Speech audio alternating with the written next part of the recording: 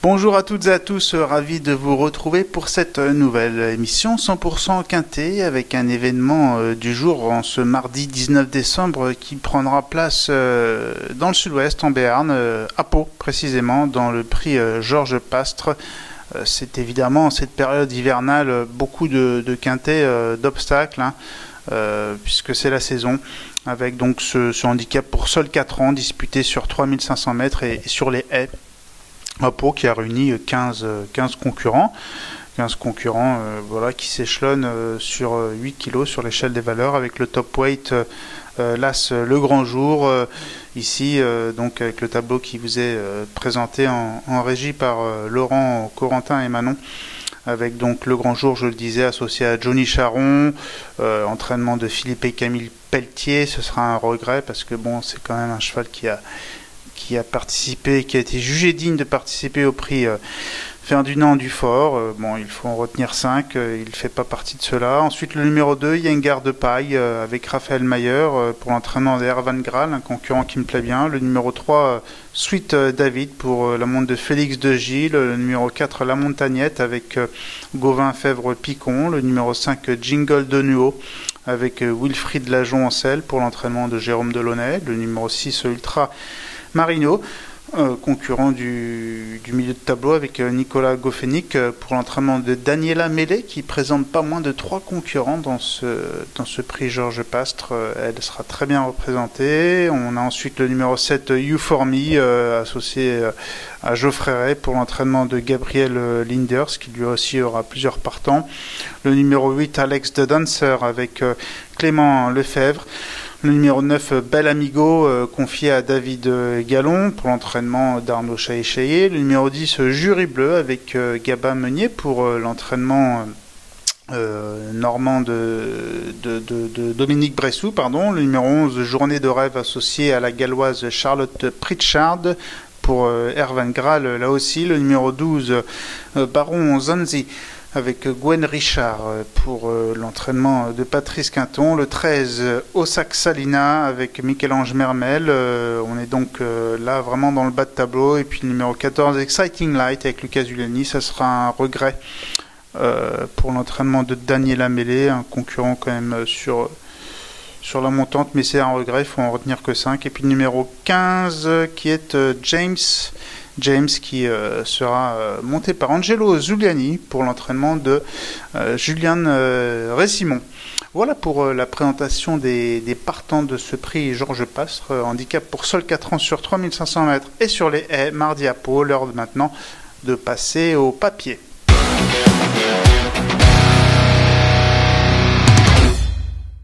Passons donc au papier de ce prix Georges Pastre à Pau ce mardi avec le numéro 5 Jingle de Nuo qui me plaît beaucoup, je le reprends volontiers en confiance. C'est un concurrent qui avait chuté à l'avant-dernière haie à Auteuil récemment alors qu'il était sur la même ligne que Perceval, futur lauréat de Quintet du prix Marc-Anthony. Bon, à Pau, ça se passe beaucoup mieux, manifestement, depuis le début de sa carrière. Lui qui a d'ailleurs une statistique très intéressante, Jingle de Nuo à Pau, 2e, 4e, 1er, 3e lors de ses 4 tentatives sur l'hippodrome béarnais. C'est donc du 100% de réussite dans les 4 premiers. Et donc, c'est un concurrent aussi qui avait terminé 2e de Listed, ce n'est pas rien, le prix Camille Dubosc en février de cette année donc, et puis il avait été auparavant très plaisant. Premier dans le prix du Cercle Anglais sur le parcours qui nous intéresse, 3500 mètres, vous le voyez ici.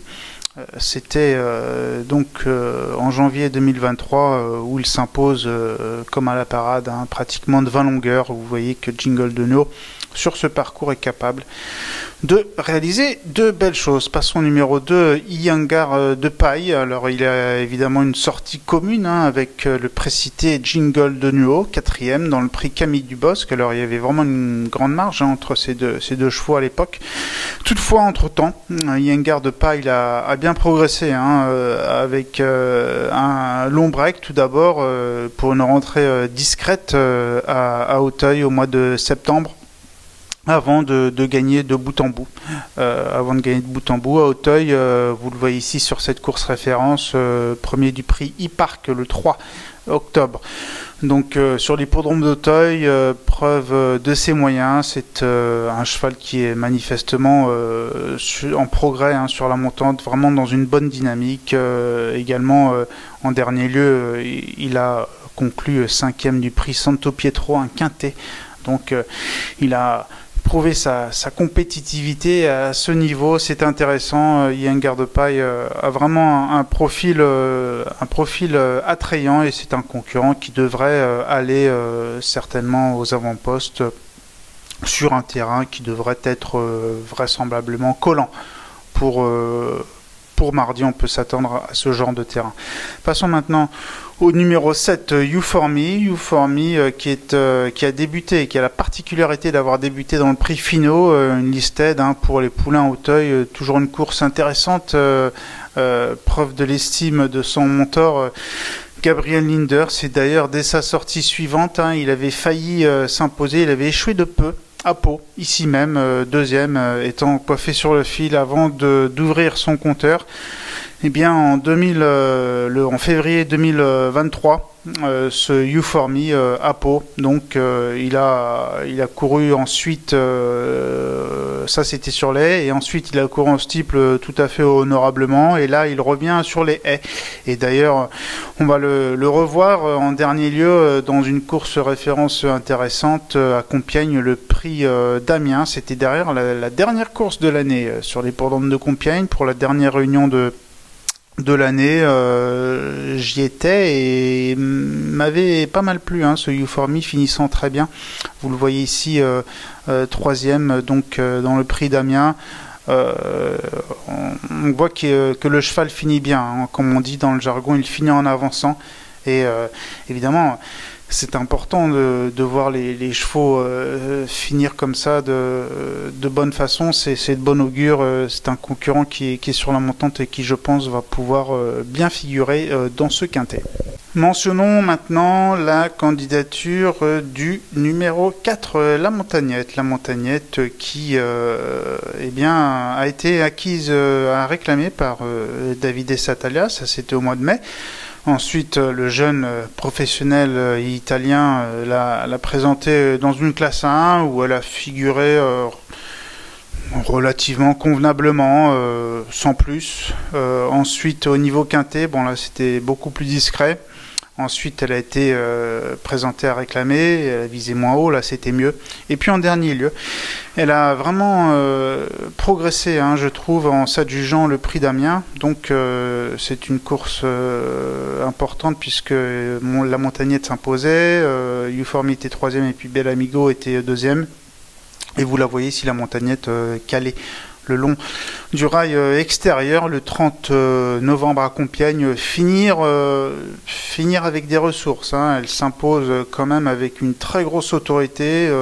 Je trouve, je le disais, qu'elle a vraiment effectué des progrès là-dessus sur la montante. Elle a été pénalisée de 7 livres, 3,5 kg, mais je ne pense pas que ça va être... je pense que ça va aller. Elle ne me semble pas du tout barrée pour figurer, pour jouer un premier rôle dans ce quintet. La Montagnette, une concurrente en progrès. Et puis on va parler du numéro 9, logiquement, Bel Amigo, qui est indissociable de You4Me que j'ai déjà précité, et puis de la Montagnette. Donc Bel Amigo, maiden, en 13 sorties certes, c'est un concurrent qui n'a jamais gagné, mais qui a déjà pris 2 troisième places et puis 4 deuxième places, ce n'est pas rien. Beaucoup d'expérience en steeple, un petit peu moins en haie, mais sur les haies c'est bien, quand même, deuxième, troisième, cinquième, si on accepte une dérobade.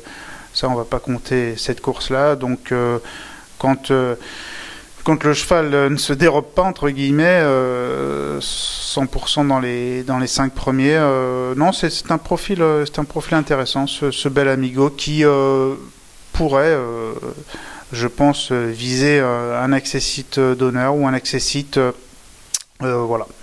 Et puis je le disais en préambule, le numéro 14 Exciting Light sera mon regret, pourquoi pas en cas de non partant, un cheval qui a eu un passage à vide au printemps et qui maintenant vraiment revient bien, je trouve, et sur la montante. Voilà, maintenant il est l'heure de passer au traditionnel notre choix pour ce quintet mardi 19 décembre sur l'hippodrome de Pau.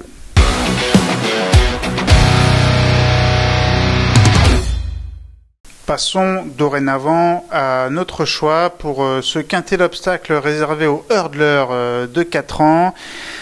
Qui vont bientôt prendre 5 ans du reste. Donc dans ce prix, Georges Pastre avec en tête de ma sélection le numéro 5 Jingle de Nuo, ensuite le numéro 2 Yangar de Paille, le numéro 7 Euphormic que je glisse en 3e position, le numéro 4 La Montagne est en 4e position, et puis le numéro 9 en 5e position, ce qui nous donne en chiffré le 5, le 2, le 7, le 4 et le 9. On va passer maintenant au traditionnel conseil de jeu. Le conseil de jeu qui va donc se dérouler en plat avec la 3e épreuve du programme qui me plaît bien, le prix de Billers, 1600 mètres sur la PSF, une classe 2 pour de jeunes éléments de 2 ans, avec le 301. Dennis John qui me plaît bien, entraîné par Jeanne Soubanier qui est vraiment redoutable avec la plus jeune génération.